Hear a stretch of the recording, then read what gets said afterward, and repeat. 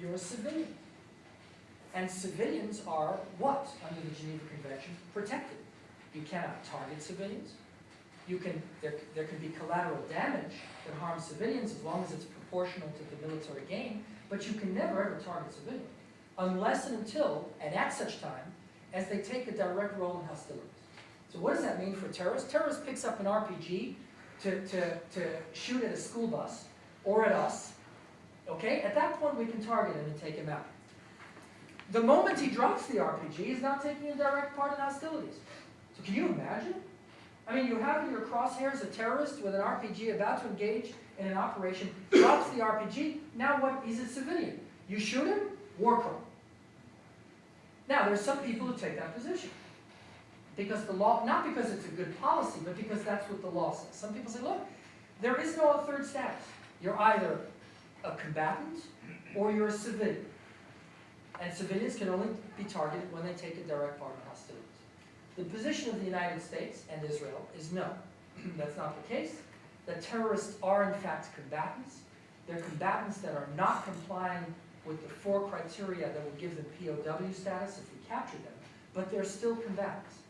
And if they're combatants, we can target them.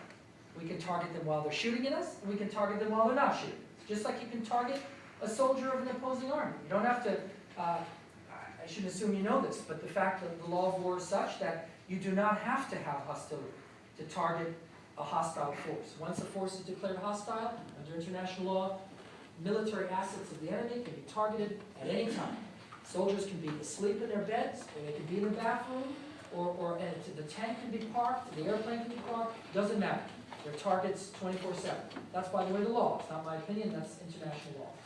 So, is it conceivable that terrorists should have a higher level of protection than a lawful soldier of an army who's doing his job and fighting for his country? So the position of the United States and Israel is absolutely not that terrorists are combatants, they're just not following the law, and we can target them at any time. This is a major, major debate going on today by the way, in academic settings. If you take international law, this might come up in class. Certainly for us in the military, as JAG officers, we are debating this every day and dealing with this issue. Another issue is collateral damage. There's an analysis of proportionality. You can only cause collateral damage, never intentionally. You can never target a protected asset, but you can only allow collateral damage to result from a lawful attack if it's proportional to the gain.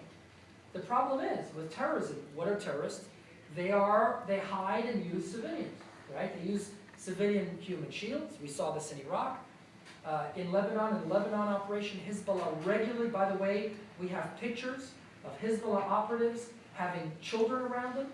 I spoke to an IDF soldier who was actually had in his crosshairs this is now in Gaza, not in Lebanon, but had in his crosshairs a Hamas terrorist who was launching a Qassam rocket. He was getting ready to launch the Qassam rocket, and he had children around. Not coincidental. He had children around him. And this young 19-year-old kid had to make a decision of shooting and possibly killing a child or not shooting. Now, how many of you think he shot? Show of hands. Okay, how many of you think he didn't shoot? Show of hands. Evenly split. He didn't shoot. He didn't shoot because he said, well, it might be a legal shoot, and if I kill a kid, it might be accepted collateral damage, but I'm not going to do it anyway. And he didn't shoot. And he watched. Now imagine you being a soldier, dealing with this challenge. This 19-year-old kid watched the Qassam rocket be launched over his head. And what he told me at that time was, the thought in my head was, how many Israeli kids might die right now because of my inaction? You see, that's what terrorism does. It puts us in positions we've never had to face before. And the people who are making those decisions are 19 and 20 and 21 and 22. And they have to make snap decisions of, do I sacrifice my men? Do I sacrifice our civilians?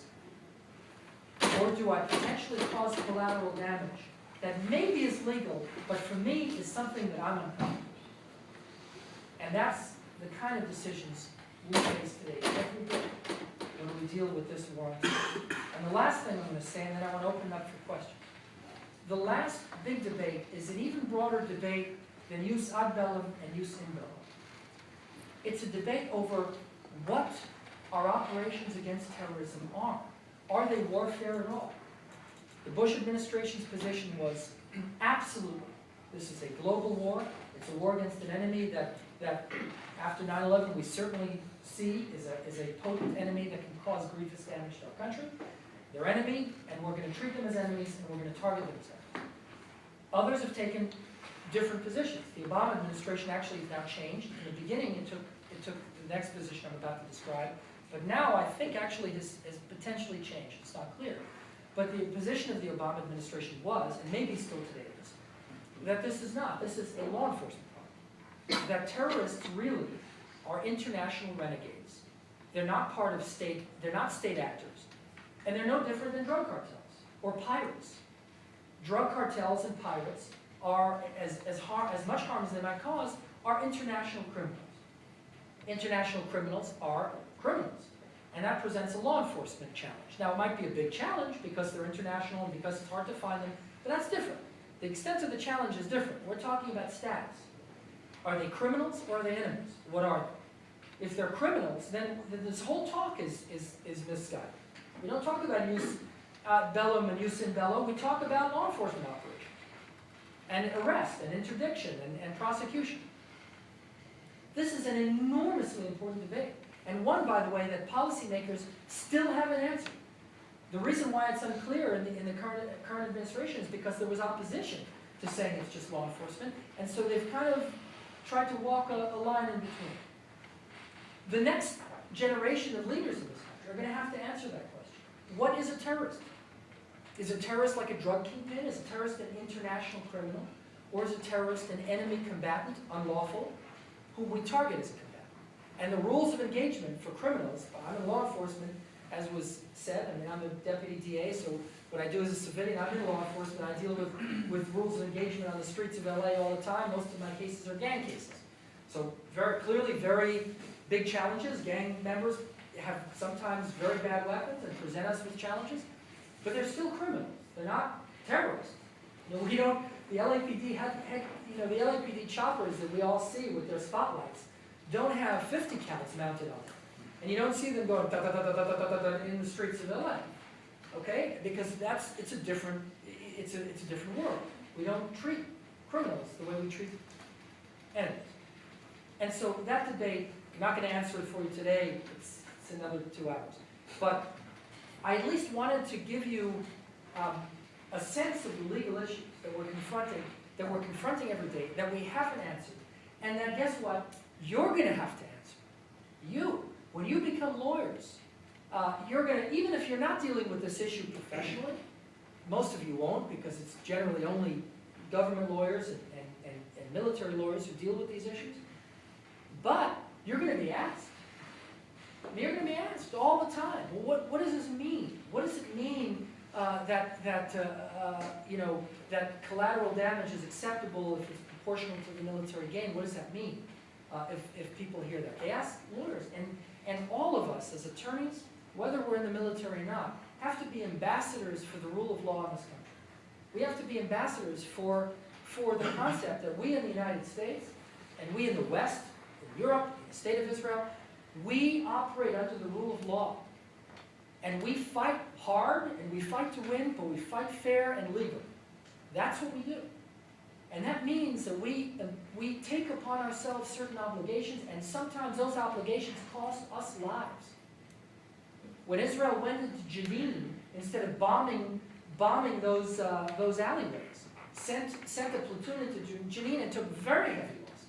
It was to avoid collateral damage. When we in Iraq, when I was there, sent Marines and soldiers into the most dangerous areas in Sadr City and in the Triangle of Death south of Baghdad to avoid using heavy weapons like artillery or air attacks at the cost of American lives. We did it because we fight fairly and legally.